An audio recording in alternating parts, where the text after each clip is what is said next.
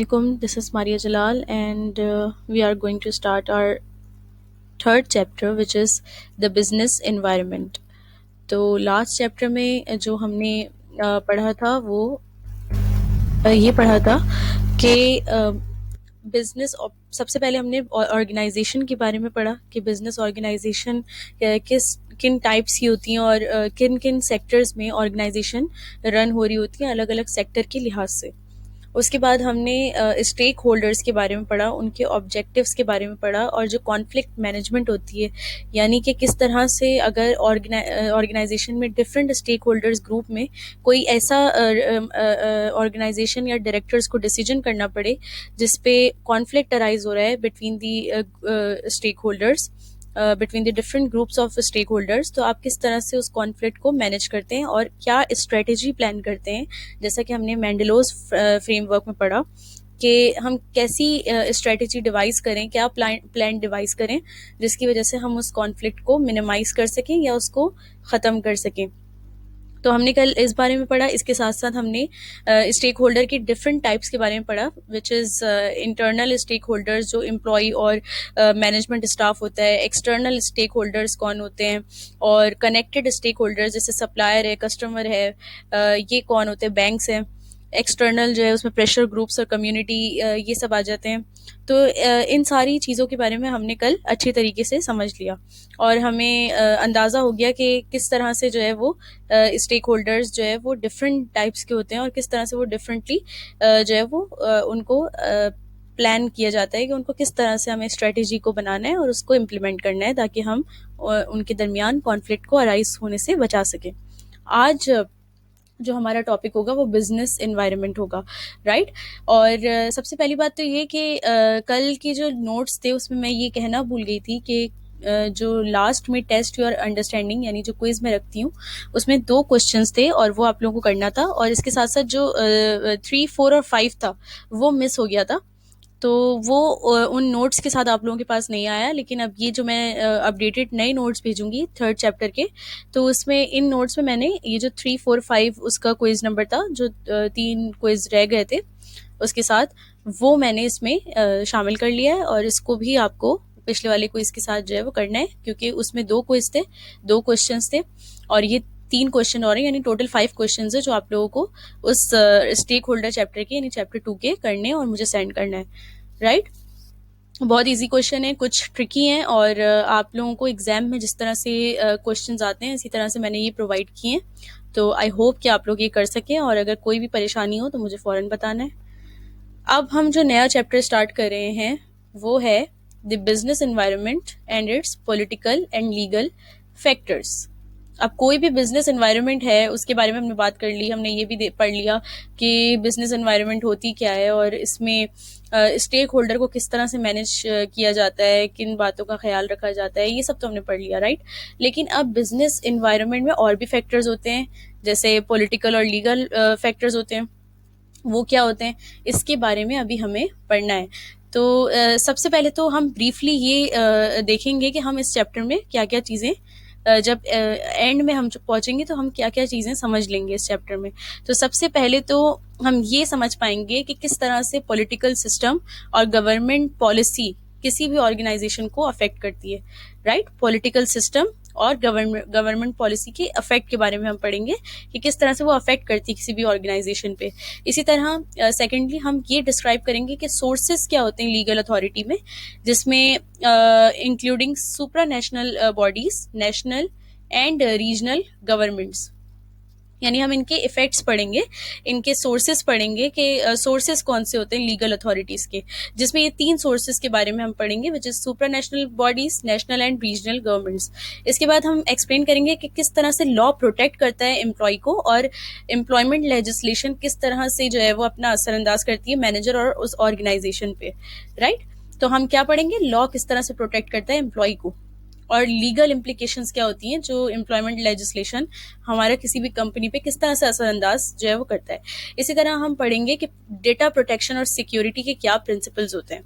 ये बहुत ज़्यादा इंपॉर्टेंट टॉपिक है F1 में और बहुत बार इससे रिलेटेड सवालात पूछे गए हैं पेपर में और पूछे जा रहे हैं बार बार ये क्वेश्चंस आते हैं। और ये जो शुरू के चैप्टर्स हैं, they are very important and they are very very detailed and explainable topics, मतलब ऐसे टॉपिक्स हैं जो बहुत डिटेल्ड हैं और इनमें हर छोटी छोटी बात का आपको ख्याल रखना है कि किस तरह से आपको एक छोटी सी इन्फॉर्मेशन से लेके और एडवांस लेवल तक आपको किस तरह से जो डाटा है उसको संभालना है और उसको प्रैक्टिस करनी है, राइट। इसी तरह हम ये भी पढ़ेंगे कि किस तरह से लॉ प्रमोट करता है और प्रोटेक्ट करता है हेल्थ और सेफ्टी को किसी भी वर्क प्लेस पे, जिसमें एम्प्लॉय की हेल्थ और सेफ्टी के बारे में हम पढ़ेंगे और एम्प्लॉय की अपने ऊपर क्या जिम्मेदारी है इसके बारे में भी हम पढ़ेंगे। और इसके साथ साथ responsibility of individual and organisation for compliance with laws on data protection, security and health and safety. ये जो मैंने अभी बताया कि एम्प्लॉय की क्या जिम्मेदारियां हैं related to data protection, security and health and safety, इसके बारे में भी हम पढ़ेंगे। इसी तरह प्रिंसिपल्स पढ़ेंगे consumer protection such as sale of goods and simple contracts. यानी जो ये चैप्टर है ये बहुत ज्यादा रिलेट करता है लॉ से लेजिस्लेशन से और जो लीगल इम्प्लीकेशंस है उनसे रिलेट करता है ये चैप्टर, राइट। तो हम इस चैप्टर को कोशिश करेंगे कि आज की क्लास में हम इसको कवर कर सकें। काफी वास्ट चैप्टर है और काफी ज्यादा इसमें आपको जो है वो डिटेल जो है वो डिस्कशन की ज़रूरत है। तो कोशिश करेंगे कि आज की क्लास में हम इसको वाइंड अप करें और अगर नहीं हो सका तो इसको हम नेक्स्ट क्लास में कंटिन्यू करेंगे। ओके, हम स्टार्ट लेते हैं। सबसे पहले हमें ये समझना है कि बिजनेस एनवायरनमेंट क्या होता है। What is business environment? तो इसमें मैंने एक शॉर्टर जो है वो डेफिनेशन लिखी है, या इसको कह सकते हैं एक बिल्कुल मैंने शॉर्ट सा एक स्नैप आपको दिया है कि business environment is the world beyond the boundary of our organization। Organisation के बाहर की जो दुनिया है, यानी उसकी बाउंड्री से बाहर जो एक दुनिया पूरी है, उसको हम कहते हैं बिजनेस एनवायरनमेंट।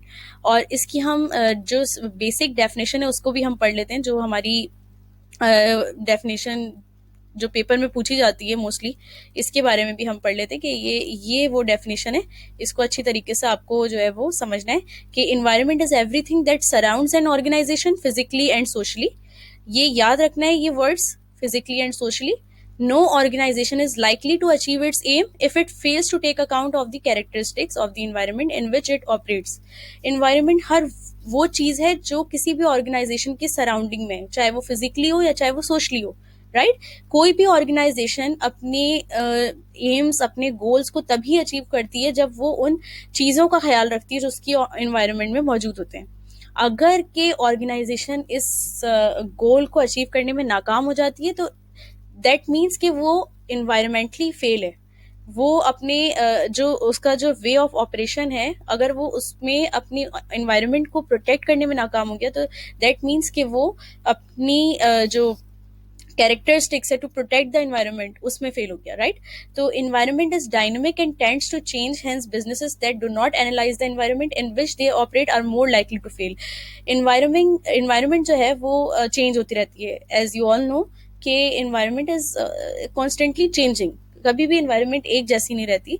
तो बिजनेसेस जो कि एनालाइज नहीं करते अपनी एनवायरनमेंट को कि जिस एनवायरनमेंट में वो कायम है या जिस एनवायरनमेंट में वो ऑपरेट कर रहे हैं, अगर वो अपनी एनवायरनमेंट को नहीं समझ सके तो इसका मतलब है कि they are failing to operate in which environment they are relating to.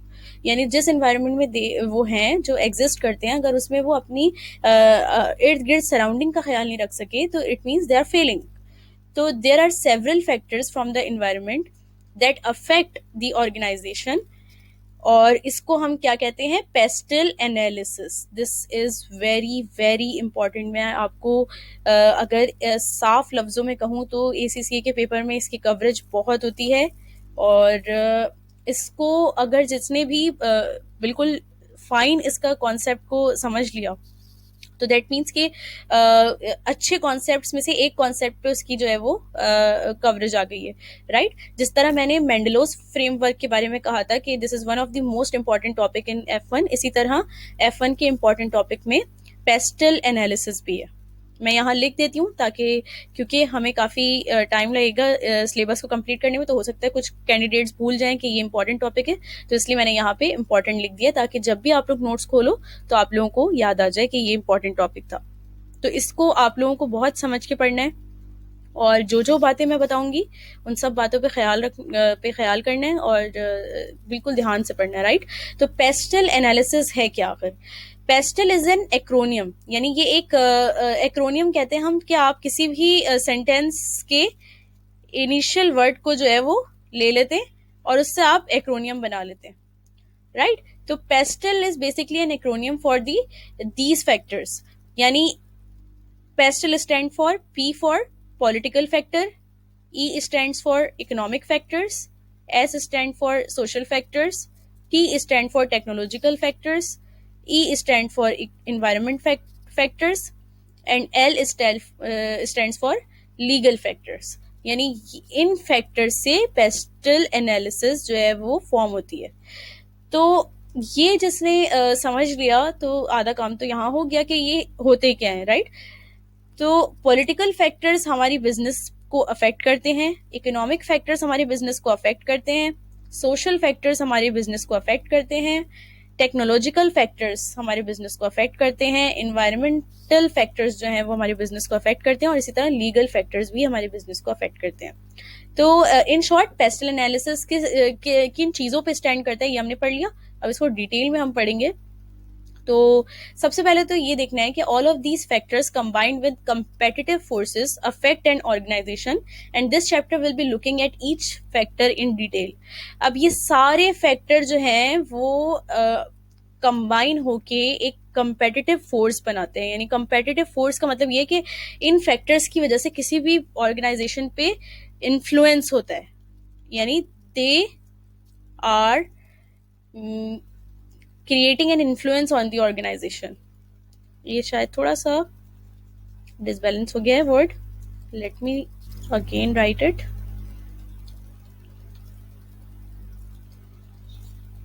ये किसी भी ऑर्गेनाइजेशन पे इन्फ्लुएंस क्रिएट करते हैं, राइट। तो ये सारे फैक्टर्स जो हैं मिलके इन्फ्लुएंस डालते हैं किसी भी ऑर्गेनाइजेशन पे। अब जिस तरह से मैंने बताया कि इनको हम डिटेल में पढ़ते हैं, तो इसको अब हम देख लेते हैं कि the following text expands on political and legal factors affecting organisation. यानी अब जो हम पढ़ेंगे सबसे पहले वो हम पॉलिटिकल और लीगल फैक्टर्स के बारे में पढ़ेंगे जो किसी भी ऑर्गेनाइजेशन पे अपना असर डालते हैं, राइट। तो सबसे पहले हमने ये पता करना है कि पॉलिटिकल और लीगल फैक्टर्स होते क्या हैं। तो uh countries political system and government policy will set the rules and regulation of the external environment that all organisation must operate in. In turn, the combination of these rules and regulation will create the economic, social, and political conditions that organization must work under. And from time to time, the government will change these rules and frameworks, forcing businesses to change the way they operate. The organization is thus intensely affected by government policy. They will influence decisions the organizations makes on the factors such as what goods or services to provide, how to provide these goods and services, and where to provide these goods and services. Furthermore, these conditions will change over the course of the time, either making life simpler or more difficult for an organization. सबसे पहले तो जब भी हम किसी भी मुल्क के पॉलिटिकल सिस्टम और गवर्नमेंट पॉलिसी की बात करते हैं तो गवर्नमेंट एक पॉलिसी बनाती है जिसमें कुछ रूल्स एंड रेगुलेशंस जो है उनको गवर्नमेंट जो है वो डिस्क्राइब करती है, और वो रूल्स एंड रेगुलेशंस जो होते हैं वो किसी भी ऑर्गेनाइजेशन की एक्सटर्नल एनवायरनमेंट होती है जिसमें वो ऑपरेट कर रही होती है, यानी उस रूल एंड रेगुलेशन को फॉलो करना होता है और आपकी जो ऑर्गेनाइजेशन है वो they are legally bound to follow these rules, right? Or in turn, the combination of these rules and regulation will create the economic, social, and political condition that organization must work under. यानी organization को किसी भी हालत में इन rules and regulations पर अमल करना है ताकि वो economically, socially और politically अपने आप को सही जो है वो मकाम पे रख सके, राइट, अपने आप को ट्रैक पे रख सके इन terms of these three conditions, right. इसी तरह टाइम टू टाइम गवर्नमेंट क्या करती है कि वो रूल्स और फ्रेमवर्क्स को चेंज करती है, as you all see in the news and in the newspaper कि आप देखते होंगे कि गवर्नमेंट कुछ चीज़ों में अमेंडमेंट्स मुसलसल लाती है, तो उससे क्या होता है हमारी जो कंपनीज हैं, हमारे जो बिजनेसेस हैं उन पे जो है वो असर पड़ता है, क्योंकि they are legally bound to follow these rules and regulations. जहाँ पे भी कॉर्पोरेट वर्ल्ड की बात आती है, जहाँ पे भी बिजनेस की बात आती है, अगर बजट आता है या फॉर लेट सपोज गवर्नमेंट कोई भी अमेंडमेंट करती है रिगार्डिंग आर बिजनेस सेक्टर, तो बिजनेसेस को, ऑर्गेनाइजेशन को उन रूल्स को, उन चेंजेस को, उन अमेंडमेंट्स को किसी भी तरह इनकॉर्पोरेट करना होता है अपने बिजनेस में। उनको वो चेंजेस जो है अपनी बिजनेस में भी लाना होता है जो गवर्नमेंट उनको प्रिस्क्राइब करती है अपने रूल्स एंड रेगुलेशंस में। तो इससे क्या होता है कि गवर्नमेंट जो अपने डिसीजंस लेती है वो इन्फ्लुएंस करता है ऑर्गेनाइजेशन पर, और इस तरह से गवर्नमेंट ऑर्गेनाइजेशन जो है वो इंटेंसली अफेक्ट होती है गवर्नमेंट की पॉलिसी की वजह से, क्योंकि वो एक ऐसे इन्वायरमेंट में ऑपरेट कर रहे हैं जहां अगर वो इन रूल्स एंड रेगुलेशन को फॉलो नहीं करेंगे तो जो गवर्नमेंट है उनके खिलाफ लीगल एक्शन ले सकती है।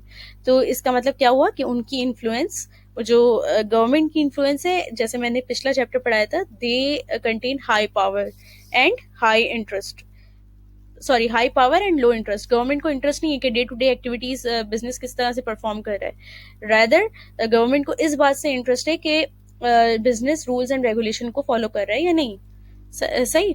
तो इस तरह से हमने ये देख लिया कि गवर्नमेंट पॉलिसी से बिजनेस बहुत इफेक्ट होता है, और इसके साथ साथ वो अपने डिसीजन पे जो है इन्फ्लुएंस डालती है गवर्नमेंट किसी भी बिजनेस के मेजर डिसीजन पे। और इसी तरह ऑर्गेनाइजेशन जो है कुछ फैक्टर्स हैं जिसपे जो है वो गवर्नमेंट बहुत अपना इन्फ्लुएंस डालती है डिसीजन का।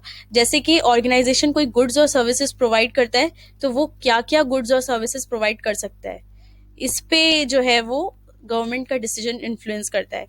किस तरह से, what goods and services to provide, मतलब कौन सी गुड्स और सर्विसेज ऑर्गेनाइजेशन प्रोवाइड करे, how to provide these goods and services, मतलब कैसे प्रोवाइड करे, what are the process of providing these goods and services। इसी तरह where to provide, यानी क्या लोकेशंस है, हम किन किन लोकेशंस पे अपनी ये गुड्स और सर्विसेज प्रोवाइड कर सकते हैं।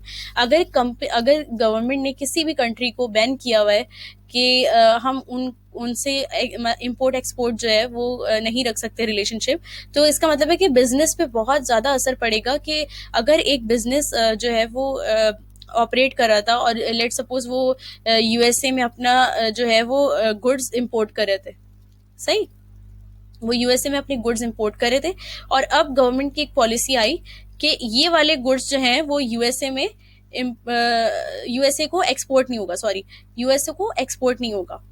तो अब क्या होगा कि जिस कंपनी का मेजर रेवेन्यू यूएसए के इस गुड के एक्सपोर्ट से आ रहा था, अब वो बिजनेस जो है वो आगे इन फ्यूचर इसको एक्सपोर्ट नहीं कर सकेगा, तो दैट मीन्स उनका प्रॉफिट नीचे चला जाएगा, यानी प्रॉफिट डिक्रीज हो जाएगा उनका। तो इससे क्या होगा, कंपनी के इन्वायरमेंट पे असर पड़ेगा, कंपनी के बिजनेस पे असर पड़ेगा, कंपनी जो है वो उसके प्रॉफिट पे असर पड़ेगा, और अल्टीमेटली जो गवर्नमेंट का डिसीजन है वो इन्फ्लुएंस कर जाएगा किसी भी कंपनी पे। फर्दरमोर ये कंडीशंस जो हैं वो चेंज होती हैं over the course of the time. वो कभी कभी किसी ऑर्गेनाइजेशन के लिए लाइफ सिंपल हो जाती है, और कभी किसी ऑर्गेनाइजेशन के लिए बहुत डिफिकल्ट हो जाता है उन चेंजेस को इनकॉर्पोरेट करना अपने बिजनेस में। जैसे कि इस बिजनेस की मैंने एक एग्जांपल दी कि एक बिजनेस है जो यूएसए में अपने गुड्स को एक्सपोर्ट कर रहा है, और अब गवर्नमेंट की तरफ से एक अमेंडमेंट आया कि बिजनेसेस ये इस तरह की गुड्स एक्स वाई जी गुड्स जो है वो यूएसए को एक्सपोर्ट नहीं कर सकते। तो अब क्या होगा कि अब मेजर रेवेन्यू जो जनरेट हो रहा था वो होना बंद हो गया, और प्रॉफिट जो है वो डिक्रीज हो गए। तो ये एक गलत जो है इम्पैक्ट डालता है ऑर्गेनाइजेशन पे, जिसकी वजह से ऑर्गेनाइजेशन के लिए डिफिकल्टी हो जाती है to survive in the business environment, to survive in the competition.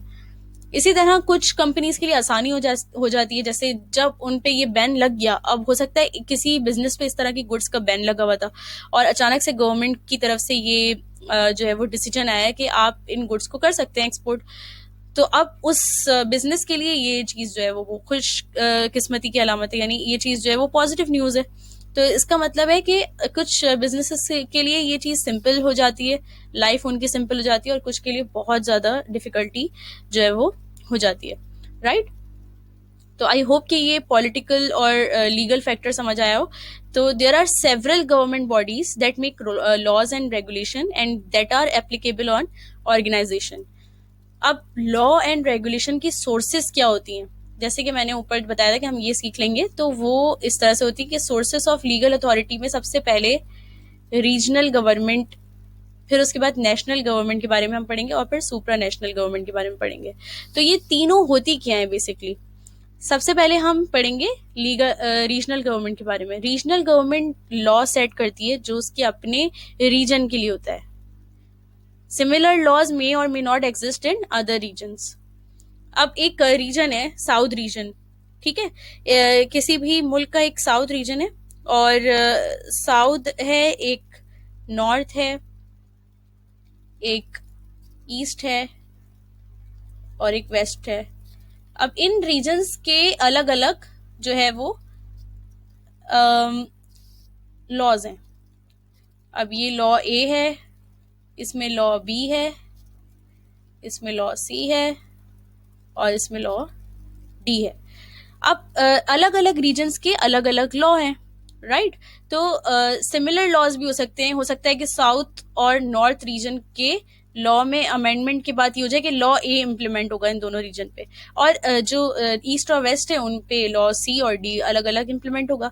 तो रीजनल गवर्नमेंट का मकसद ये होता है कि वो अपने इसकी गवर्नमेंट अलग है, इसकी गवर्नमेंट अलग है, इसकी गवर्नमेंट अलग है, इसकी गवर्नमेंट अलग है, यानी सब सारे जितने भी रीजन्स हैं उन सब की रीजनल गवर्नमेंट अलग अलग होगी, राइट। तो उनका मकसद ये होता है कि वो लॉ सेट करें अपने पर्टिकुलर रीजन के लिए, और कुछ लॉज जो है वो सिमिलर हो सकते हैं, जैसे एक रीजन में, दो रीजन में एक ही लॉ फॉलो किया जाता है, और कभी कभार ऐसा होता है कि सारे रीजन्स में अलग अलग लॉ को फॉलो किया जाए। तो ये होती है रीजनल गवर्नमेंट। इसी तरह नेशनल गवर्नमेंट की जब हम बात करते हैं तो ये जरा हायर लीगल अथॉरिटी होती है रीजनल गवर्नमेंट से, क्योंकि रीजनल तो एक छोटा सा एक रीजन है ना आपका, और उसकी गवर्नमेंट है। लेकिन नेशनल की जहां तक बात आती है तो वो नेशनल लेवल हो गया, national level is greater than regional level. तो जब नेशनल लेवल की बात आती है तो ये हायर लीगल अथॉरिटी होती है than any regional government, right. और ये लॉ सेट करते हैं for all the regions and citizens of its country. यानी अब जहां अलग अलग रीजन और अलग अलग लॉज थे, इसी तरह अब एक रीजन आ गया, अब सारे रीजन्स एक साथ हो गए, राइट, और उनका एक ही लॉ हो गया। अब जो है वो साउथ, नॉर्थ, ईस्ट, वेस्ट, अब सब एक साथ हो गए और इनका एक लॉ हो गया जो कि फॉलो किया जाएगा। तो ये इसको क्या बोलेंगे हम, नेशनल, नेशनल गवर्नमेंट। ये नेशनल गवर्नमेंट सेट करेगी, यानी अब एक ही जो है वो लॉ फॉलो किया जाएगा सारे रीजन्स में। अब अलग अलग जो है वो लॉज को फॉलो नहीं किया जाएगा। लेकिन नेशनल गवर्नमेंट जो होती है उसकी कोई अथॉरिटी नहीं होती है किसी दूसरी कंट्री पे। यानी नेशनल गवर्नमेंट हमेशा अथॉरिटेटिव होगी अपनी ही कंट्री के, अपने सारे रीजन्स के लिए। यानी ऐसा नहीं हो सकता कि पाकिस्तान की गवर्नमेंट किसी और गवर्नमेंट पे अपनी अथॉरिटी जो है वो इम्पोज करे, ऐसा नहीं हो सकता। पाकिस्तान की जो नेशनल गवर्नमेंट है वो सिर्फ उस पाकिस्तान के रीजन्स और पाकिस्तान की जो सिटीज हैं और पाकिस्तान में ही अपनी अथॉरिटी को इम्पोज कर सकती है, लेकिन कोई दूसरे कंट्री में वो अपने जो लीगल अथॉरिटी है उसको इम्पोज नहीं कर सकती। तो moving towards the third category which is supra national government, ये कंप्राइज होती number of member nations and government board, right. यानी it's not national government, it's higher than that, okay. ये मतलब इससे ज्यादा बड़ी एक जो है वो गवर्नमेंट होती है which comprise of the number of member nations and governing board. और गवर्निंग बोर्ड कंप्राइज होता है रिप्रेजेंटेटिव से, जो कि ईच मेंबर नेशन से होते हैं। अब मैं इसको इस तरह से समझाती हूँ to make it more simpler. मैं इसको इस तरह से समझाती हूँ कि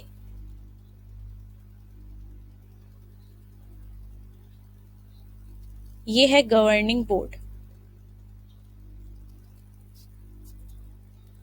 सही। ये गवर्निंग बोर्ड है और ये कंप्राइज हो रहा है एक्स, वाई, जेड, बल्कि इसको हम और सिंपल अगर करें तो ये कंप्राइज हो रहा है ए, बी, सी, डी मेंबर नेशन से।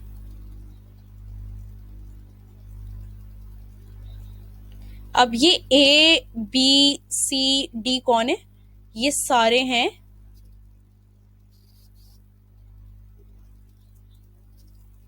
representatives of each member nation. अब कुछ समझ आ रहा है? अब इसको मैंने एक जो है वो एक लेआउट में डाल दिया, जिसकी वजह से थोड़ी आसानी हो जाएगी कि समझ आ जाएगा कि मतलब ये आखिर अ, इसका मतलब क्या है, राइट? तो सबसे पहले हम गवर्निंग बॉडी की बात कर लेंगे। एक मेजर गवर्निंग बॉडी है जो कि नंबर ऑफ मेंबर नेशंस और गवर्निंग बोर्ड पे जो है वो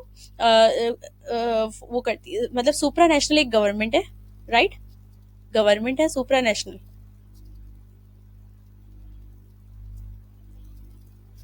और ये कंप्राइज होती है गवर्निंग बॉडी पे, जो कि नंबर ऑफ मेंबर्स और गवर्निंग बॉडी से मिलकर बना है, राइट?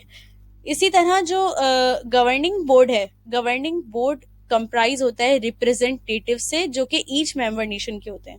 ये रिप्रेजेंटेटिव है, और ये हर मेंबर नेशन से एक एक रिप्रेजेंटेटिव को लिया जाता है, और उससे जो है हमारी गवर्निंग बोर्ड बनती है। और इस गवर्निंग बोर्ड की वजह से हमारी सुप्रा नेशनल गवर्नमेंट जो है वो फॉर्म होती है। अब समझ आए? यानी supra national government comprises of a number of member nation. बहुत काफी सारे नंबर ऑफ मेंबर नेशंस होते हैं, जैसे काफी सारी कंट्रीज इन्वॉल्व होती हैं, और उन कंट्रीज से रिप्रेजेंटेटिव को लिया जाता है एक एक, और उससे गवर्निंग बोर्ड बनता है। और इस गवर्निंग बोर्ड और मेंबर नेशन के रिप्रेजेंटेटिव्स के साथ एक सुप्रा नेशनल गवर्नमेंट कायम की जाती है, राइट? अब हम इसको डिटेल में पढ़ते हैं। अब हम किस बारे में पढ़ेंगे? Different laws applicable on an organization. अब हम लॉज के बारे में पढ़ेंगे कि कौन कौन से लॉज जो हैं वो ऑर्गेनाइजेशन पे एप्लीकेबल होते हैं। लॉज अफेक्टिंग अ बिजनेस, सबसे पहले हम एम्प्लॉय प्रोटेक्शन की बात करेंगे, फिर हम डेटा प्रोटेक्शन की बात करेंगे, फिर हम हेल्थ और सेफ्टी की बात करेंगे, और कंज्यूमर प्रोटेक्शन की बात करेंगे। यानी ये जो लॉज हैं उनमें सबसे पहले एम्प्लॉय प्रोटेक्शन आता है, फिर उसके बाद डेटा प्रोटेक्शन आता है, फिर health and safety regarding to employees, and then consumer protection. तो सबसे पहले हम एम्प्लॉय प्रोटेक्शन की बात कर लेते हैं कि एम्प्लॉय प्रोटेक्शन जो है वो किस तरह से हम उसको देखते हैं। तो सबसे पहले ये जो लॉ है, ये ऑर्गेनाइजेशन जो है इस लॉ की वजह से अब इक्वल अपॉर्चुनिटी प्रोवाइड करती है सारे एम्प्लॉयज को, without discriminating based on gender, ethnicity और रिलीजन।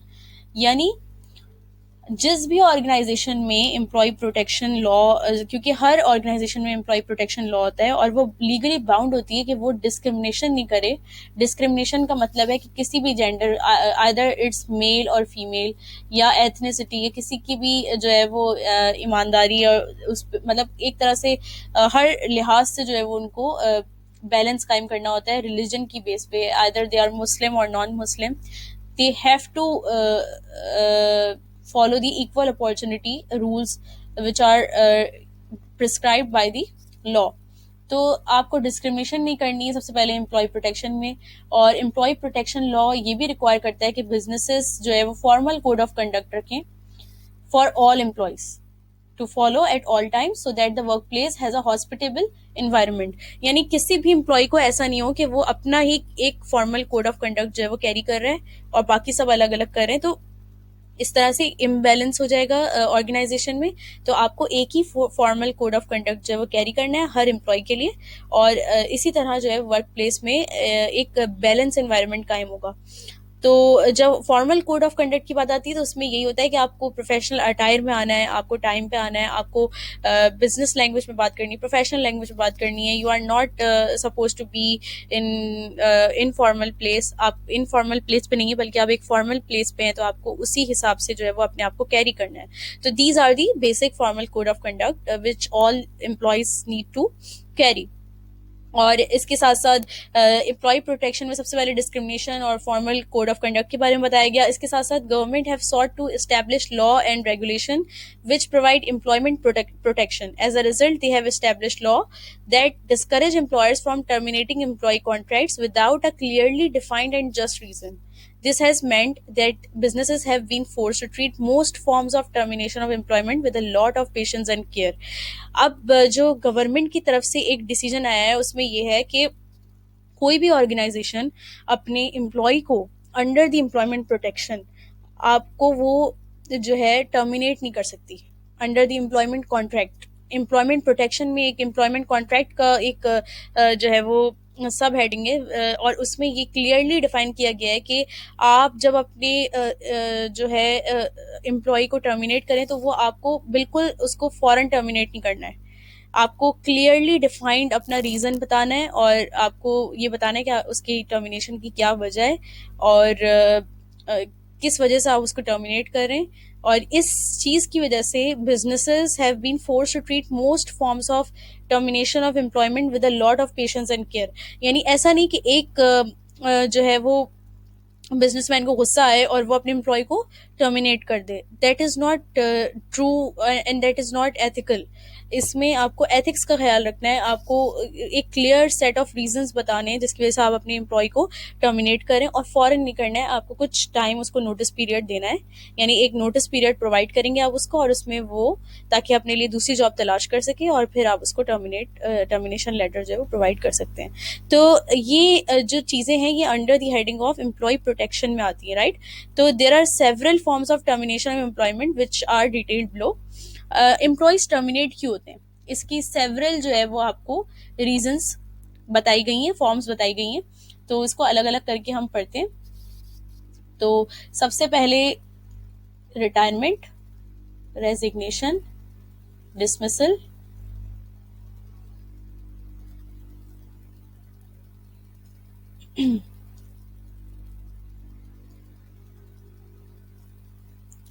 सबसे पहले हम रिटायरमेंट के बारे में पढ़ लेते हैं। There are several form of termination of employment, और इसमें सबसे पहले जो है वो रिटायरमेंट है। रिटायरमेंट में क्या होता है, इट कैन बी फोर्स्ड और वॉलंटरी। रिटायरमेंट हमें लगता है कि जो है वो एक सर्टेन अमाउंट, मतलब एक सर्टेन एज आ जाती है और उसके बाद जो है वो एम्प्लॉय रिटायर हो जाता है। कभी कभार उसको फोर्सफुली भी रिटायर किया जाता है, या वो वॉलंटरीली भी रिटायर हो रहा होता है।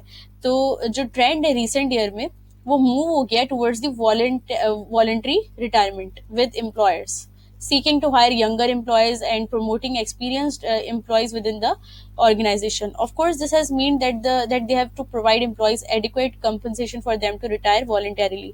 अब रिटायरमेंट में दो किस्म की एक फॉर्म्स आ गई हैं, एक तो फोर्स्ड और एक वॉलंटरी। फोर्स्ड में ये होता है कि बिजनेस कहती है कि आपकी एज जो है वो सर्टेन लेवल ऑफ एज से या सर्टेन जो है वो एज से जो है वो ज़्यादा हो गई है, जिसकी वजह से आपको रिटायर होना पड़ेगा। तो जो ये जो रिटायरमेंट है फोर्सफुली है, ज़ाहिर है एम्प्लॉय जो है वो रिटायर हो जाएगा, और इस तरह से ये फोर्सफुली रिटायरमेंट कहलाएगी। इसी तरह इसके साथ साथ दूसरी एक रिटायरमेंट की फॉर्म है which is voluntary retirement. Voluntary में ये होता है कि अभी रिसेंट ईयर्स में एक ट्रेंड देखा गया है कि बिजनेस ऑर्गेनाइजेशन जो है वो अपने एम्प्लॉय को जो काफ़ी एज मतलब सीनियर लेवल के जो एम्प्लॉयज़ हैं उनको एक ऑफर देते हैं कि हम आपको ज़्यादा सैलरी या ज़्यादा अमाउंट देंगे, तकरीबन 2-3 महीने का, और आप वैसे भी रिटायर होने वाले हैं तो आपके लिए हम एक अच्छा पैकेज जो है वो तैयार करेंगे, और आप अपना एक वॉलंटरी जो है रेजिग्नेशन वो साइन कर दें, और ये अमाउंट और ये पैकेज हम आपको देंगे, क्योंकि रिटायरमेंट तो आपकी स्टार्ट होने वाली है, तो वाई नॉट अभी आप रिटायर हो जाओ। तो इस तरह से वो एक अच्छा पैकेज बना के अपने एम्प्लॉय को देते हैं और वो एक्सेप्ट कर लेते हैं, ताकि यंगर एम्प्लॉयज़ आए, और ये प्रमोट किया जाए कि एक्सपीरियंस्ड एम्प्लॉयज़ जो हैं वो ऑर्गेनाइजेशन में थे और वॉलंटरी रिटायर हुए, और बिजनेस की गुडविल जो है वो बरकरार है। तो ये चीज़ ज़्यादा देखी गई है अभी रिसेंट ईयर्स में। तो इसलिए बस आपको ये याद रखना है कि retirement is of two forms, number 1 is forced and number 2 is voluntary. सही। और इसके साथ साथ अब हम रेजिग्नेशन की बात करेंगे। Resignation should be dealt with care. As people resign for a variety of reasons, in any case, the organization should provide the employees with the opportunity to voice their concerns. This can be ensured by conducting exit interviews to gain insight into reasons behind leaving.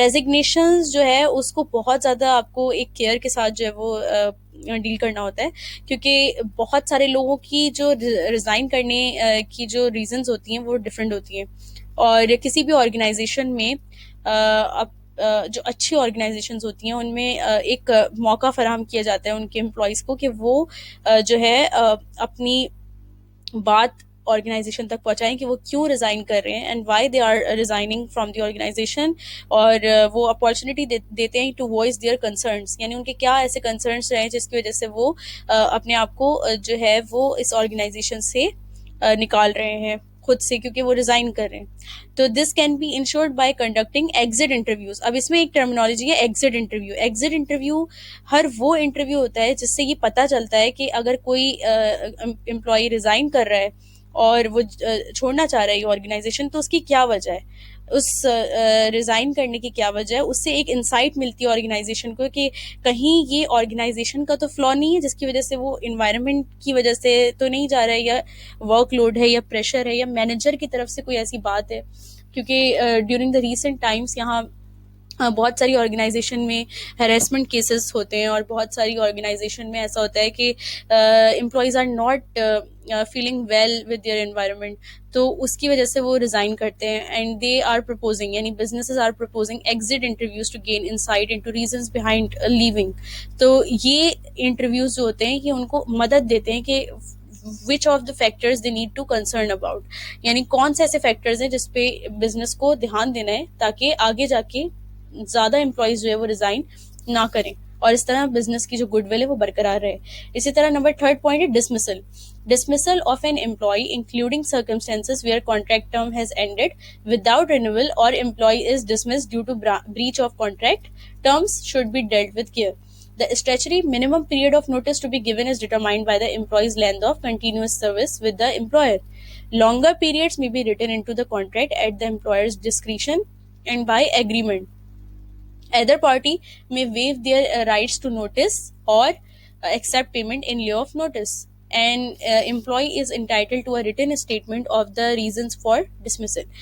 अब जहां तक हमने retirement और resignation की बात की, तो retirement भी फोर्स्ड और वॉलंटरी होता है, और रेजिग्नेशन जो है वो भी जो है वो वॉलंटरी, एक तरह से एम्प्लॉय खुद दे रहा होता है। डिसमिसल की जहां तक बात आती है एम्प्लॉय के, तो उसमें कुछ सर्कमस्टेंसेस होते हैं, जैसे अगर किसी एम्प्लॉय का कॉन्ट्रैक्ट टर्म है जो कि एंड हो गया है और एम्प्लॉयर ने उसको रिन्यू नहीं किया है, या फिर एम्प्लॉयर ने एम्प्लॉय को डिसमिस कर दिया है due to the breach of contract, यानी कॉन्ट्रैक्ट में कुछ रूल्स थे और उन रूल्स को ब्रीच किया है एम्प्लॉय ने, तो जिसकी वजह से एम्प्लॉयर ने उसको डिसमिस कर दिया। तो ये रीजंस जो है इनको बहुत ज़्यादा केयर के साथ देखना पड़ता है, और जो लीगल रिक्वायरमेंट्स है कि आपको जो एम्प्लॉय को डिसमिस करना है, तो वो डिपेंड करते हैं पीरियड ऑफ नोटिस पे। And what is period of notice, यानी ये वो पीरियड होता है जिसमें एम्प्लॉय ऑर्गेनाइजेशन के अंदर रह सकता है, और ये जब वो स्टार्ट कर रहा होता है अपना कॉन्ट्रेक्चुअल पीरियड या फिर अपनी जॉब, तो ये तब डिसाइड होता है।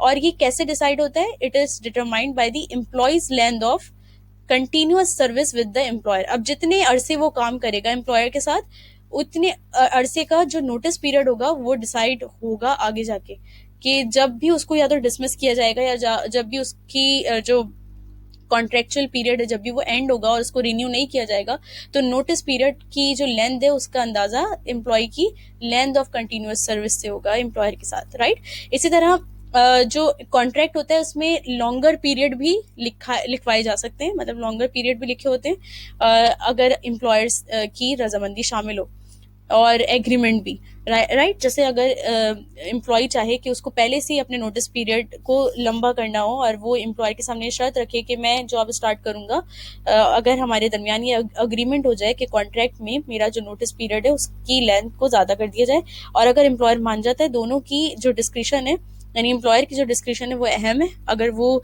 मान जाता है तो ये एग्रीमेंट में शामिल कर लिया जाता है लॉन्गर पीरियड को।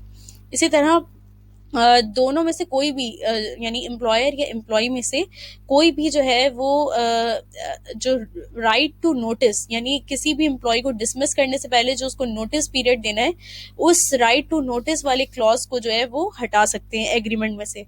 और payment, except payment in lieu of notice, इसको भी वो हटा सकते हैं अगर दोनों जो है दोनों में से कोई भी पार्टी ये चाहती है तो। और एम्प्लॉय जो है वो इन टाइटल है written statement of the reason for dismissal, यानी जब भी एम्प्लॉय डिसमिस करेगा अपने एम्प्लॉय को, तो उसके साथ एक रिटन स्टेटमेंट जिसमें सारे रीजन मेंशन हो कि एम्प्लॉय को क्यों डिसमिस किया जा रहा है, वो रिटन स्टेटमेंट देना एक एम्प्लॉयर की ड्यूटी है। यानी इट इज लीगली जो एक कह सकते हैं कि employer is legally bound to do this, यानी एम्प्लॉयर जो है वो लीगली बाउंड है कि जब भी वो किसी अपने एम्प्लॉय को डिसमिस करे तो उसकी रिटन स्टेटमेंट जो है वो पब्लिश करे, जिसमें वो अपने एम्प्लॉय को क्यों डिसमिस कर रहा है, उसकी रीजंस क्या है, उसको जो है वो डेमोन्स्ट्रेट करे। इसी तरह जो दो टाइप्स हैं मजीद, यानी जो फोर्थ वन है, फोर्थ वन जो है वो है रॉन्गफुल डिसमिसल, और फिफ्थ वन है अनफेयर डिसमिसल। फिर हम रिडंडेंसी एक टाइप पढ़ेंगे, सॉरी डिसमिसल की एक टाइप है रॉन्गफुल डिसमिसल, और अनफेयर डिसमिसल दूसरी टाइप है, और उसके बाद जो फोर्थ कैटेगरी है वो रिडंडेंसी की है, राइट। तो जो डिसमिसल की अब टाइप्स हम पढ़ते हैं, तो डिसमिसल दो तरह के होते हैं। Let me just right this. Dismissal जो होते हैं वो दो तरह के होते हैं, रॉन्गफुल और अनफेयर। सही, अब इसके बारे में हम अलग से पढ़ेंगे। रॉन्गफुल डिसमिसल वो डिसमिसल होता है जिसमें that breaches the contract of employment. An example would be a failure to give the contractual period of notice, assuming the circumstances did not justify summary dismissal. अब इसका क्या मतलब है कि wrongful dismissal वो होता है जिसमें employment contract, जो एक contract जो एक employee का right है कि एम्प्लॉय को जो है वो एम्प्लॉयमेंट कॉन्ट्रैक्ट दिया जाता है जॉब की स्टार्टिंग में।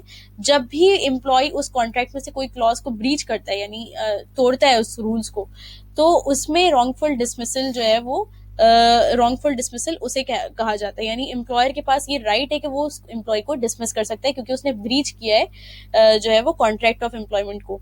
और इसकी एग्जांपल ये भी हो सकती है कि एम्प्लॉय ने जो है वो फेलियर टू गिव, यानी इसकी एग्जांपल ये भी हो सकती है कि failure to give the contractual period of notice assuming the circumstances did not justify summary dismissal.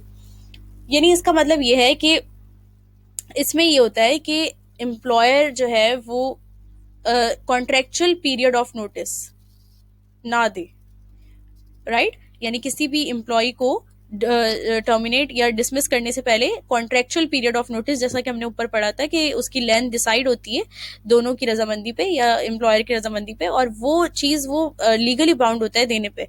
जब जब भी एम्प्लॉय का जो है वो उसकी जॉब जो है वो जब भी वो डिसमिस किया जा रहा होता है, तो वो इस चीज़ को, मतलब इस कॉन्ट्रेक्चुअल पीरियड ऑफ नोटिस को ना प्रोवाइड कर सके एम्प्लॉयर, तो रॉन्गफुल डिसमिसल जो है वो हमारा स्टार्ट हो जाता है। इसी तरह इसमें या तो एम्प्लॉयर को ये लगे कि जो सर्कमस्टेंसेस हैं वो जस्टिफाई नहीं कर रहे उस डिसमिसल के साथ, यानी कभी कभार ऐसा होता है कि सर्कमस्टेंसेस कुछ और कह रहे होते हैं कि ये ब्रीच ऑफ कॉन्ट्रैक्ट नहीं है, जबकि जो डिसमिस करने की वजह है वो ब्रीच ऑफ कॉन्ट्रैक्ट में आती है। तो जब दोनों में कॉन्फ्लिक्ट आ रहा हो तो उसमें एम्प्लॉयर जो है वो कभी कभी नोटिस पीरियड नहीं दे पाता है एम्प्लॉय को, जो कि देने का वो पाबंद है, राइट। तो ये रॉन्गफुल डिसमिसल एम्प्लॉयर की तरफ से होती है जिसमें जो एम्प्लॉयर है वो क्या कहते हैं कॉन्ट्रैक्ट ऑफ एम्प्लॉयमेंट का ब्रीच करता है, और उसका एक रीजन ये है सॉलिड कि वो नोटिस पीरियड नहीं दे पाता अपने एम्प्लॉय को डिसमिस करते वक्त, और जो कि उसका राइट है, लीगल राइट, जो कि उसका लीगल एक कह सकते हैं एक लीगली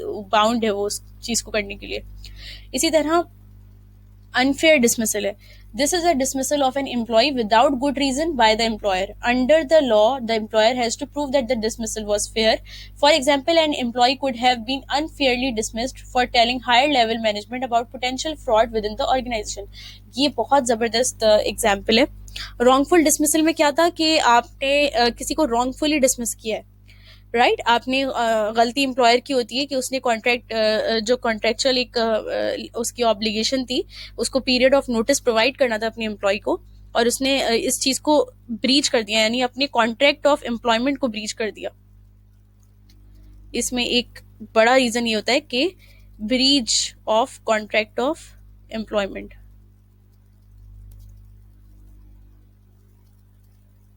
राइट। और ये जो है अनफेयर, अनफेयर का मतलब आप इसके नाम से ही समझ सकते हैं कि ये अनफेयरली डिसमिस किया गया है विदाउट गुड रीजन, विदाउट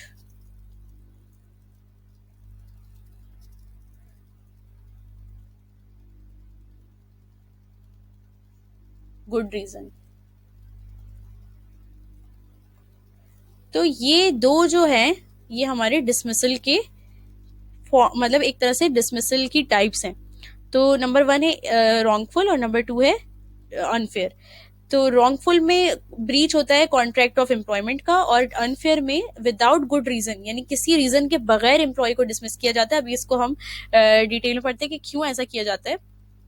तो जब भी हम अनफेयर डिसमिसल करते थे जब भी हम अनफेयर डिसमिसल करते हैं, तो उसका मतलब ये होता है कि हम एम्प्लॉयर जो है वो किसी भी रीजन के बगैर एम्प्लॉय को निकाल दे।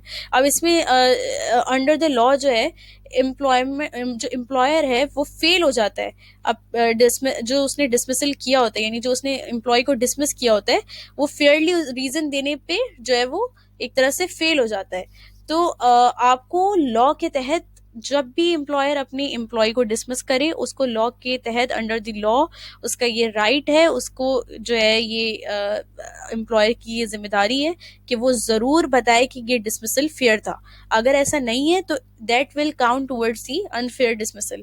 इसका मतलब ये है कि अगर एक एम्प्लॉय है और उसको पता चल रहा है कि एक पोटेंशियल फ्रॉड कंपनी में हो रहा है, और उसने अपने एम्प्लॉयर को जाके ये बात बताई कि हायर लेवल मैनेजमेंट जो है, उसने जाके हायर लेवल मैनेजमेंट को बताया कि एक फ्रॉड जो है वो पोटेंशियल फ्रॉड हो रहा है उसकी नजरों के सामने, और उसको पता चल गया, और इस तरह से उसने जो है वो हायर लेवल मैनेजमेंट में जाके बता दिया।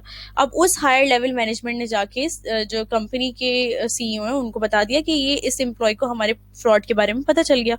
अब जो सीईओ थे उन्होंने जो इस एम्प्लॉय की सारी डिटेल्स ली, और उन्होंने नेक्स्ट डे उसको बुला के कहा कि यू आर डिसमिस्ड।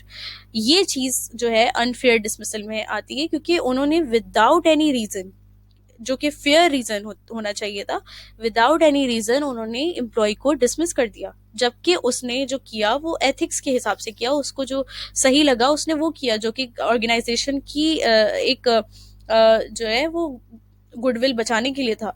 लेकिन अगर वो हायर लेवल मैनेजमेंट और जो ऑर्गेनाइजेशन के हेड है अगर वही मिले हुए हो, तो दैट मीन्स, और अगर वो उसको डिसमिस कर देते हैं, दैट मीन्स कि ये अनफेयर डिसमिसल है। तो आई होप कि ये डिसमिसल और उसकी टाइप्स जो है वो समझ आ गई हो आप लोगों को। अब हम फोर्थ कैटेगरी की तरफ आते हैं, विच इज रिडंडेंसी। रिडंडेंसी का मतलब होता है dismissal due to redundancy would occur if the business has stop trading और if those particular jobs were not required anymore within the business.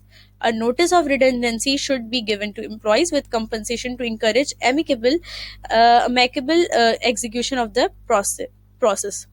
Redundancy का मतलब ये होता है कि आप अपने नंबर ऑफ एम्प्लॉयज को जो है वो रिडंडेंट कर दें, यानी उनको फारिग कर दें आप, क्योंकि वो एक ऐसा काम देख रहे थे, या तो वो ऑर्गेनाइजेशन अब वो काम करना बंद कर रही है, या फिर जो है वो पर्टिकुलर जॉब्स जो कि जिसपे वो लोग काम कर रहे हैं, वो अब एक किसी ऑर्गेनाइजेशन को अब उसकी ज़रूरत नहीं है। यानी उस ऑर्गेनाइजेशन में जो एम्प्लॉयज थे वो उन जॉब्स पे काम कर रहे थे जिसकी अब ऑर्गेनाइजेशन को ज़रूरत नहीं है, या फिर ऑर्गेनाइजेशन किसी स्पेसिफिक ट्रेडिंग में मुलव्वस थी, यानी किसी स्पेसिफिक ट्रेडिंग को कंटिन्यू कर रही थी और उसमें उनकी जॉब्स की ज़रूरत थी, और अब वो ट्रेडिंग की ज़रूरत ऑर्गेनाइजेशन को नहीं है, तो अब उन एम्प्लॉयज़ की भी ज़रूरत नहीं है, तो अब उन एम्प्लॉयज़ को उन्होंने रिडंडेंट कर दिया।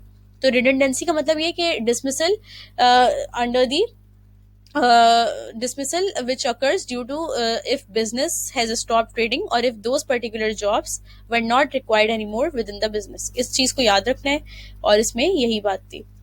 तो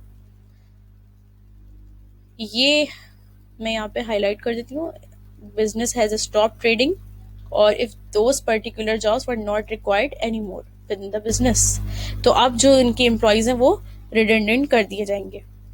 अब ये हमने जो टाइप्स पढ़ी हैं, ये हमने पढ़ा है several forms of termination of employment. Employment क्यों खत्म हो जाती है, क्यों एम्प्लॉयज को टर्मिनेट किया जाता है, उनकी ये फॉर्म्स थी जिसमें रिटायरमेंट थी, रेजिग्नेशन थी, डिसमिसल था, और डिसमिसल की टाइप्स थी विच इज अनफेयर डिसमिसल और रॉन्गफुल डिसमिसल, और इसके साथ साथ रिडंडेंसी। अब हम डिस्क्रिमिनेशन के बारे में पढ़ेंगे। What is discrimination?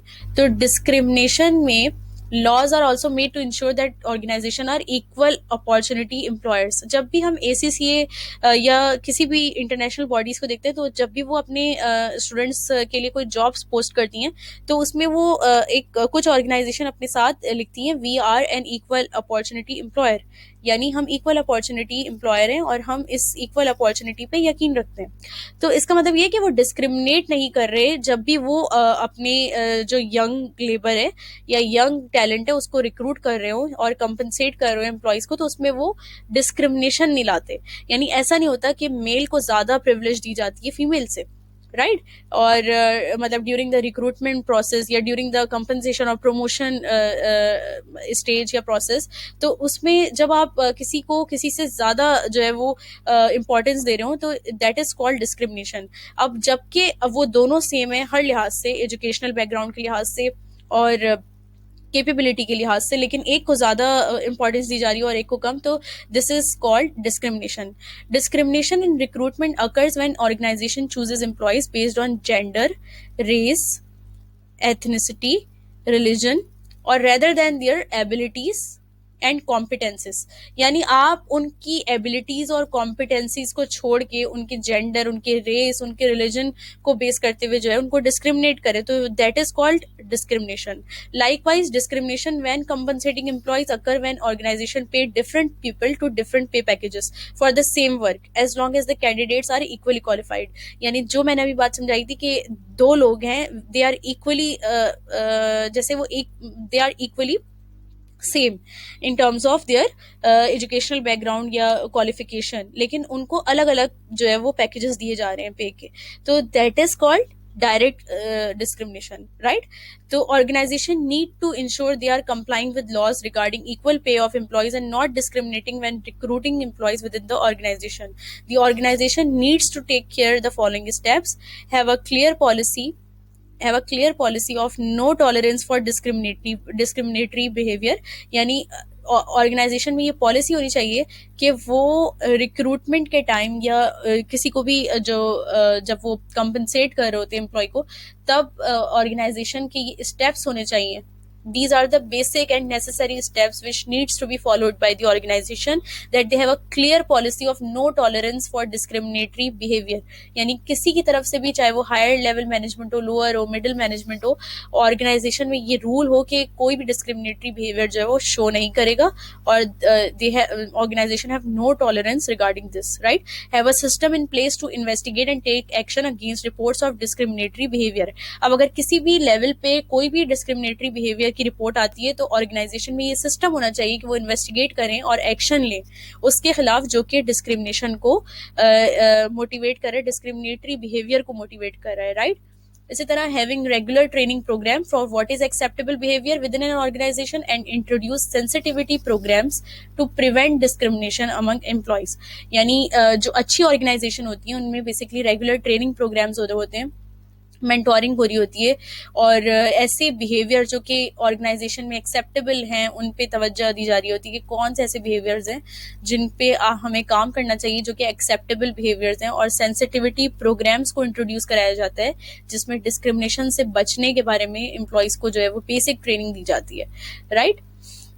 ये हमने डिस्क्रिमिनेशन के बारे में पढ़ा। These are very basic definitions. और अब हम डेटा प्रोटेक्शन एंड सिक्योरिटी के बारे में पढ़ेंगे। 10 सेकेंड्स का मैं ब्रेक ले रही हूँ।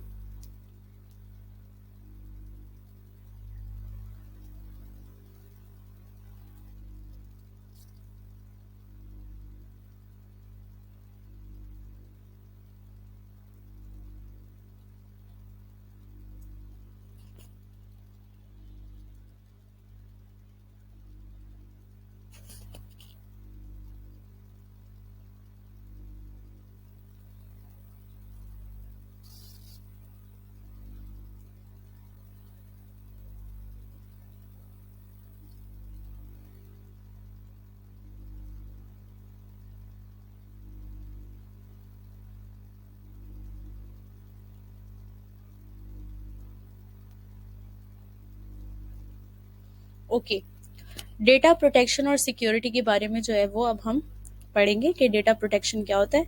हमने पॉलिटिकल और लीगल फैक्टर्स को देख लिया, हमने डिस्क्रिमिनेशन को देख लिया, हमने जो एक तरह से जो टर्मिनेशन होती है एम्प्लॉयज़ की, उसकी कैटेगरीज को हमने पढ़ लिया। अब हम डेटा प्रोटेक्शन और सिक्योरिटी के बारे में पढ़ते हैं। तो as you all know, privacy is the right of every individual and it means that to control the use of information about them.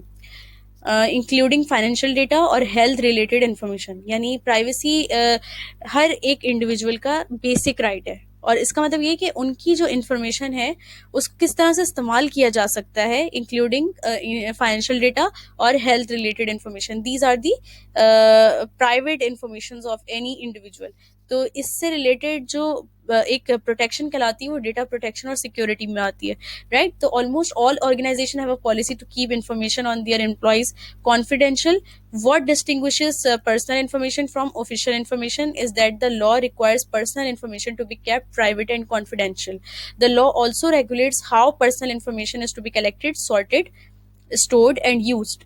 The data protection principles include the following: personal data should be obtained for lawful purposes, data should be relevant to that purpose and not be excessive, personal data should be accurate and up to date, data should be kept no longer than necessary and always kept securely and not disclosed to any third party without the employee's consent.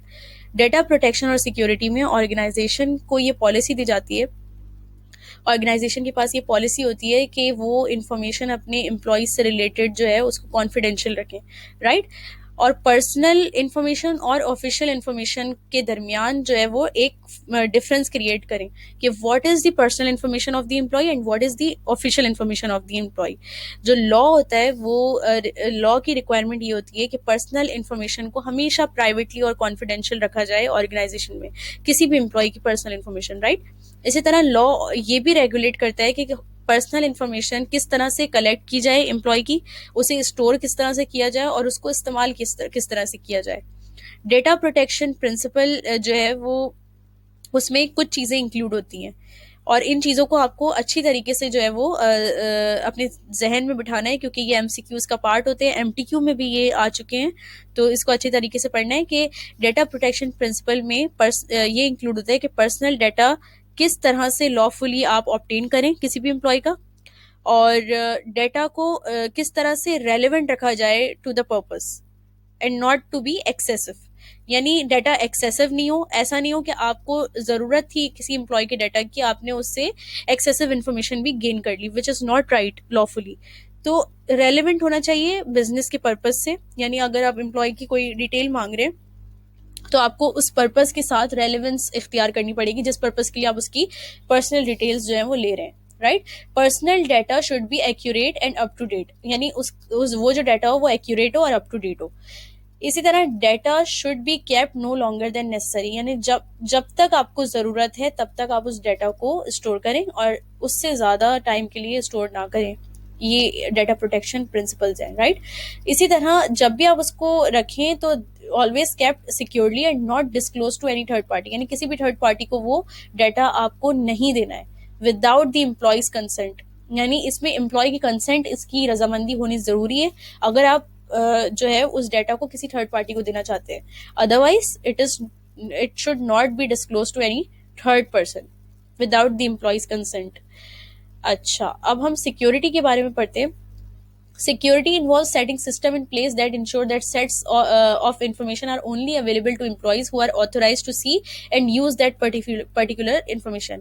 अब जैसे data protection की बात हुई कि किस तरह से employ के पर्सनल और ऑफिशियल डाटा को आप पहले डिफ्रेंशिएट करें, उसके बाद उसके पर्सनल डाटा को किस तरह से आपको अपने बिजनेस में जो है वो रखना है, उसको किस तरह से आप उसको मैनेज करें।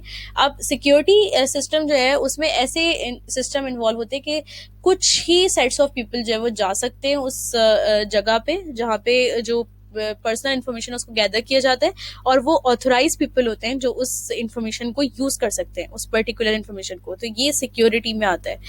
तो main ways to ensure data security are restricted और secured access system, anti virus detection and removal programs और फायरवॉल्स। ये 3 तरह के नाम है और इसको आपको अच्छी तरीके से याद रखना है। रिस्ट्रिक्टेड और सिक्योर्ड एक्सेस सिस्टम जो कि इंश्योर करता है कि डेटा की सिक्योरिटी कायम रहे, इसका मतलब ये होता है कि ये प्रिवेंट करता है अनऑथराइज्ड एम्प्लॉयज और आउटसाइडर को फ्रॉम असेसिंग इन्फॉर्मेशन, यानी अनऑथराइज्ड एम्प्लॉयज या फिर आउटसाइडर यानी थर्ड पर्सन जो है वो पर्सनल इन्फॉर्मेशन को जो है वो असिस्ट ना कर सके एम्प्लॉयज की, राइट? तो इस सिस्टम को हम कहते हैं रिस्ट्रिक्टेड और सिक्योर्ड एक्सेस सिस्टम। इसी तरह दूसरा सिस्टम जो है वो anti virus detection and removal program है। ये क्या है? This is to protect the loss of data due to a computer virus. अब कंप्यूटर है एक डिजिटल गैजेट, इसमें आपको नहीं पता कि कब कोई प्रॉब्लम अकर हो जाए, राइट? तो अगर कोई वायरस इस कंप्यूटर में आ जाता है तो इसका मतलब ये कि बहुत सारा डाटा का लॉस हो सकता है. अब अगर आप अपने डाटा के बारे में सोचें कि you are individual and you have lots of data, right? अब ऑर्गेनाइजेशन की लेवल पे जब बात आती है तो उसमें hundred of employees, thousands of employees हैं, और उनके डाटा कितने ज्यादा होंगे. तो अगर फॉर एग्जांपल वायरस आ जाता है कंप्यूटर में तो थाउजेंड्स ऑफ एम्प्लॉयज डाटा जो है वो उसका लॉस होने के चांसेस हैं. तो इसका मतलब ये है कि एंटी वायरस डिटेक्शन और रिमूवल प्रोग्राम से क्या होता है कि आप उस डाटा के लॉस को मिनिमाइज कर सकें कंप्यूटर वायरस की वजह से, राइट? जो भी डाटा का लॉस होता है उसको आप मिनिमाइज कर सकें या एलिमिनेट कर सकें, ताकि वो लॉस ना हो और उससे हम जो है वो प्रोटेक्टेड रहे. इसी तरह फायर वॉल्स होते हैं. फायर वॉल्स जो है वो थर्ड सिस्टम है which is to control and restrict outsiders from assessing information on a personal computer. Firewalls एक तरह से हैकिंग भी आप कह सकते हैं कि जो बिजनेस ऑर्गेनाइजेशन है उनके आप जो कंप्यूटर्स हैं उनको हैक कर लें और उसके बाद उससे आप जो है वो जो थर्ड पर्सन होते हैं वो असेस कर लेते हैं information on their personal computers. तो ये जो फायर वॉल जो होता है वो बचाता है एक तरह से कि कोई भी थर्ड पार्टी जो है वो अपने कंप्यूटर पे जो कंपनी का डाटा है वो असेस ना कर सके. तो these are the three systems which provide protection और security to the data, right? The three systems are restricted or secured access system, number two antivirus detection and removal programs, and number three firewalls. इसको अच्छी तरीके से याद रखना है. Number third पे अब हमने डाटा प्रोटेक्शन और सिक्योरिटी के बारे में पढ़ लिया. अब नंबर थर्ड पे हेल्थ एंड सेफ्टी के बारे में हम पढ़ेंगे कि हेल्थ एंड सेफ्टी जो है वो लॉ किस तरह से देखता है. In most countries employers have a legal obligation to ensure that employees are provided with a safe working place, since accidents and illnesses have their cost, or they also harm a company's reputation. Organizations should ensure the following: all employees are competent and have the necessary skills to perform tasks. Accidents are less likely to occur if employees are well trained and experienced, right? इसी तरह all machines and equipment are safe and they are regularly repaired to ensure they do not cause harm to employees that use the machine. Okay, number second point ये है. अभी मैं इसको अलग से समझाऊंगी.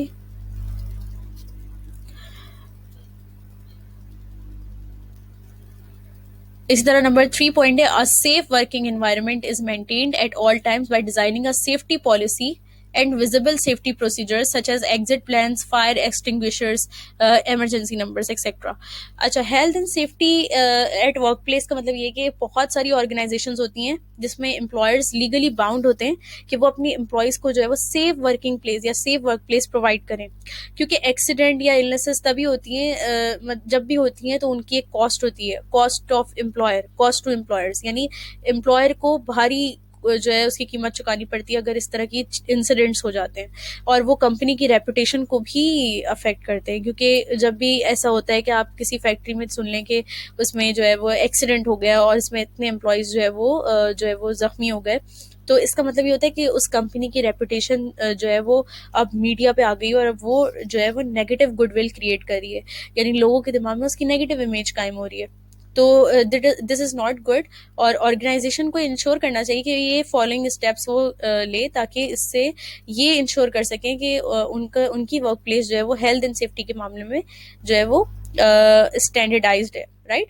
तो सबसे पहले तो क्या कि ऑल एम्प्लॉयज आर कॉम्पिटेंट, यानी ऑर्गेनाइजेशन को अगर वो ऐसा कोई काम करा रही है जैसे कि कंस्ट्रक्शन में होता है कि सारे जो एम्प्लॉयज होते हैं वो कॉम्पिटेंट होते हैं रिगार्डिंग कंस्ट्रक्शन. यानी अगर ऐसा हो कि उसमें इनकॉम्पिटेंसी आ जाए या इनकॉम्पिटेंट एम्प्लॉयज आ जाएं तो construction places are very dangerous और इसमें जो है वो एम्प्लॉयज की जान को भी खतरा हो सकता है. तो organization must ensure that the employees are competent और वो कॉम्पिटेंसी जो है वो देखें, एक्सपीरियंस्ड और वेल ट्रेन्ड एम्प्लॉयज जो है वो इंडक्ट करें अपनी ऑर्गेनाइजेशन में, ताकि एक्सीडेंट के चांसेस जो है वो मिनिमाइज हो सके. इसी तरह मशीन्स और इक्विपमेंट जो है वो सेव हो, ताकि वो रेगुलरली रिपेयर किए जाएं और ताकि वो कोई हार्म जो है वो आगे फ्यूचर में कॉज ना कर सके एम्प्लॉयज़ को जो कि उन मशीन्स को यूज़ कर रहे हैं. इसी तरह सेफ वर्किंग एनवायरनमेंट मेंटेन किया जाए, और सेफ्टी पॉलिसी और प्रोसीजर्स जो है वो बनाए जाएं, जैसे कि एग्जिट प्लान्स है, फायर एक्सटिंग्विशर है, इमरजेंसी नंबर्स है, इन सब के बारे में अपने एम्प्लॉयज़ को बताया जाए ताकि एक सेफ वर्किंग एनवायरनमेंट जो है वो मेंटेन रह सके, राइट। इसी तरह रिस्पॉन्सिबिलिटी के बारे में पढ़ते हैं कि responsibility of organization and employees for compliance with laws, यानी अब रिस्पॉन्सिबिलिटी हम पढ़ेंगे कि रिस्पॉन्सिबिलिटीज एम्प्लॉयर्स की क्या होती हैं और एम्प्लॉयज़ की क्या होती हैं। तो सबसे पहले हम एम्प्लॉयर्स की रिस्पॉन्सिबिलिटी पढ़ते हैं। Employers must ensure that employees trend and safety policy is visible. ये जैसे हम पढ़ चुके हैं कि सेफ्टी पॉलिसीज और प्रोसीजर्स होने चाहिए ताकि एम्प्लॉयज़ को पता हो कि जब भी ऐसा कोई इंसिडेंट हो तो उनको क्या करना चाहिए, राइट। वो प्रोटेक्ट करें एम्प्लॉयज़ की सेंसिटिव और पर्सनल इंफॉर्मेशन को, वो अवॉइड करें डिस्क्रिमिनेशन को जब भी वो रिक्रूटमेंट प्रोसेस जो है वो स्टार्ट करें, ताकि इस तरह से ऑर्गेनाइजेशन इक्वल अपॉर्चुनिटी एम्प्लॉयर कहला सके। इसी तरह एम्प्लॉयज़ की जो रिस्पॉन्सिबिलिटी होती है वो ये कि वो एक एक्सरसाइज करें degree of care and responsibility जब भी वो टास्क परफॉर्म करें, एक एहतियात बरतें जब भी वो कोई डिफिकल्ट टास्क जो है परफॉर्म करें जिसमें कि बहुत जो है वो डिग्री ऑफ केयर की ज़रूरत है। इसी तरह सेफ्टी पॉलिसीज़ को फॉलो करें, सेफ्टी मैनुअल्स को फॉलो करें, सेफ्टी प्रोसीजर्स को फॉलो करें ताकि एक्सीडेंट्स मिनिमाइज हो सकें। इसी तरह not attempt to gain access to private information, किसी दूसरे एम्प्लॉय की प्राइवेट इन्फॉर्मेशन को एक्सेस ना करें। तो ये एम्प्लॉयज़ की और ये एम्प्लॉयर्स की रिस्पॉन्सिबिलिटीज़ है। You should read them again ताकि आपके लिए और आसानी हो जाए। अब लास्टली जो आज का जो हमारा पार्ट है वो है कंज्यूमर प्रोटेक्शन। इसके बाद आज एक बड़े चैप्टर से जो है वो हम जो है वो पढ़ चुके होंगे और आई होप कि हर चीज़ आप लोगों को समझ आ रही हो। तो जो कंज्यूमर प्रोटेक्शन है, consumer is someone who buys goods and services from an organization. जैसा कि आप हम सब जो भी बाहर से कुछ बाय करता है, किसी भी ऑर्गेनाइजेशन की प्रोडक्ट को बाय करता है, वो उस ऑर्गेनाइजेशन का कंज्यूमर कहलाता है, राइट। तो कंज्यूमर प्रोटेक्शन लॉज ये कहते हैं कि अपने कंज्यूमर के जो भी ऑर्गेनाइजेशन है वो अपने कंज्यूमर को प्रोटेक्ट करे from cheated into buying products by giving misleading information. It also ensures that in case of something going wrong, there are laws to ensure that businesses are held accountable for their actions. Consumer protection law broadly ensure consumers should be given clear and up-to-date information about the product or service they are paying for. Businesses should ensure that they fulfill performance standards like quality standards. Consumer information should be kept confidential. Consumers should not be subjected to any unreasonable payment liabilities. Consumers should be given the opportunity to compare prices and quality standards of similar products and services before they make payments. अब ये consumer protection क्या है? किसी भी organisation से जब हम उसके प्रोडक्ट को बाय करते हैं, उसकी सर्विसेज को बाय करते हैं, तो हम उसके कंज्यूमर बन जाते हैं। कंज्यूमर प्रोटेक्शन लॉ ये कहता है कि आप अपने कंज्यूमर को प्रोटेक्ट करें कि वो किसी भी मिसलीडिंग इन्फॉर्मेशन की वजह से आपकी ही प्रोडक्ट को किसी और दूसरे से परचेज ना कर लें। ऐसा ना हो कि जैसे एक जे डॉट है, उसकी एक गुडविल है मार्केट में, अब कोई और आ जाए और सिमिलर नेम से उस जे डॉट के नेम से जो है वो मार्केटिंग करे और कहे कि हम जे डॉट है, और वो जो सेल आउट करे मतलब वो जो सूट्स है। तो इससे क्या होगा कि जो जे डॉट का असल प्रोडक्ट है वो उसके असल कंज्यूमर तक नहीं पहुंचा, जबकि जो मिसलीडिंग प्रोडक्ट था वो पहुंच गया, और इस तरह से नेगेटिव गुडविल क्रिएट हो गई। तो इस नेगेटिव गुडविल की वजह से जो कंज्यूमर राइट्स हैं वो जो है वो आपके कंज्यूमर राइट्स जो है वो आपके मिसलीड हो गए, वो पूरे नहीं हुए। आपने कंज्यूमर प्रोटेक्शन नहीं दी, आपने उनको बताया नहीं कि कुछ लोग हैं जो मिसलीडिंग इन्फॉर्मेशन दे रहे हैं हमारे प्रोडक्ट्स के हवाले से और आपको जो है वो गलत प्रोडक्ट्स दे सकते हैं। तो इसका मतलब ये कि कंज्यूमर प्रोटेक्शन जो है वो आपने एक तरह से आप उसमें फेल हो गए। तो इट ऑल्सो इंश्योर्स कि अगर समथिंग जो है is going wrong, there are laws to ensure that businesses are held accountable for their actions. कुछ भी रॉन्ग जाता है, जैसे कोई भी मिसलीडिंग इन्फॉर्मेशन प्रोवाइड करे, तो दैट मीन्स के बिजनेसेस जो है वो अल्टीमेटली वो अकाउंटेबल हो रहे हैं उनके एक्शंस की वजह से। तो कंज्यूमर प्रोटेक्शन बहुत ज़रूरी है, और लॉ जो है बहुत जो है वो आपको एक तरह से इन्फ्लुएंस करता है इस चीज़ में कि आप बिजनेसेस जो हैं वो कंज्यूमर को क्लियर और अप टू डेट इन्फॉर्मेशन दें अबाउट द प्रोडक्ट और service they are paying for, ताकि कंज्यूमर अवेयर रहें कि वो क्या जो है वो अपने प्रोडक्ट सेल आउट कर रहे हैं और वो प्रोडक्ट की इंफॉर्मेशन उनके पास क्लियर और अप टू डेट जाए, राइट। इसी तरह बिजनेसेस जो हैं वो क्वालिटी स्टैंडर्ड्स को मेंटेन रखें, ताकि कंज्यूमर्स को पता हो कि ये क्वालिटी स्टैंडर्ड्स इस बिजनेस के हैं और उनकी परफॉर्मेंस स्टैंडर्ड्स जो है वो फुलफिल हो रही है। इसी तरह कंज्यूमर इंफॉर्मेशन को कॉन्फिडेंशियल रखा जाए, बिजनेसेस की ये रिस्पॉन्सिबिलिटी है। Consumer should not be subjected to any unreasonable payment liabilities, यानी ऐसा ना हो कि बिजनेस जो है वो अनरीजनेबल पेमेंट लाइबिलिटीज कंज्यूमर पे इम्पोज करे, ऐसा कहे कि आपको ये पेमेंट हमें करनी थी, आप नहीं कर सके, जबकि कंज्यूमर को ये पेमेंट नहीं करनी हो। तो इस चीज से बिजनेस जो है वो अवेयर रहे कि उसको इस तरह की कोई भी अनरीजनेबल पेमेंट लाइबिलिटी अपने कंज्यूमर पे इम्पोज नहीं करनी है, और ये उसका कंज्यूमर प्रोटेक्शन राइट है। इसी तरह consumer should be given opportunity to compare prices और quality standard of similar products and services before they make payments, यानी कंज्यूमर जो है वो दूसरे, अगर दो बिजनेस हैं ए और बी और they are selling same product, right, same product वो सेल कर रहे हैं, तो कंज्यूमर का ये राइट है कि वो उनके प्राइस और उनकी क्वालिटी स्टैंडर्ड्स को कंपेयर करे और उसके बाद परचेज करे। तो ये कंज्यूमर की राइट्स है कि वो पेमेंट करने से पहले इन दोनों के प्रोडक्ट को कंपेयर करे, उनके प्राइसेस को कंपेयर करे और फिर उसके बाद डिसीजन ले आइदर टू परचेज इट और नॉट, राइट। तो ये कंज्यूमर प्रोटेक्शन है, और आई होप कि ये लेक्चर आप लोगों को समझ आ गया हो और आसानी से आप लोग जो है वो समझ गए हूँ कि ये सारी चीज़ें जो हमने पढ़ी, पॉलिटिकल और लीगल फैक्टर्स, और इसके साथ साथ जो है हमने हेल्थ एंड सेफ्टी के बारे में पढ़ा, डिस्क्रिमिनेशन के बारे में पढ़ा, और इसके साथ साथ हमने जो है वो लीगल जो अथॉरिटी हैं उनकी सोर्सेज के बारे में पढ़ा, और लॉज पढ़े जो जिसमें employee protection, data protection, health and safety और कंज्यूमर प्रोटेक्शन है। और ये सब चीज़ें बहुत इंपॉर्टेंट हैं, और मैं ये आई होप कि आप लोग जो है वो इन चीज़ों को बहुत गौर से फोकस के साथ पढ़ें, राइट। इस चैप्टर के एंड में मैंने टेस्ट योर नॉलेज जो है कुछ क्वेश्चंस रखे हैं, और इसको आप लोगों को during the end of this session जो है वो आपको करके मुझे सेंड करना है मेरे ईमेल एड्रेस पे या मेरे नंबर पे, राइट। और ये सारे जो क्वेश्चंस मैं आप लोगों को दे रही हूँ, आप लोगों को प्रॉम्प्टली ये सॉल्व करने हैं और मुझे सेंड करना है, और बहुत इजी क्वेश्चंस है, और this will not take more than 10 minutes, right. अब इंशाल्लाह नेक्स्ट चैप्टर के साथ I will be right back, और तब तक के लिए अल्लाह हाफिज।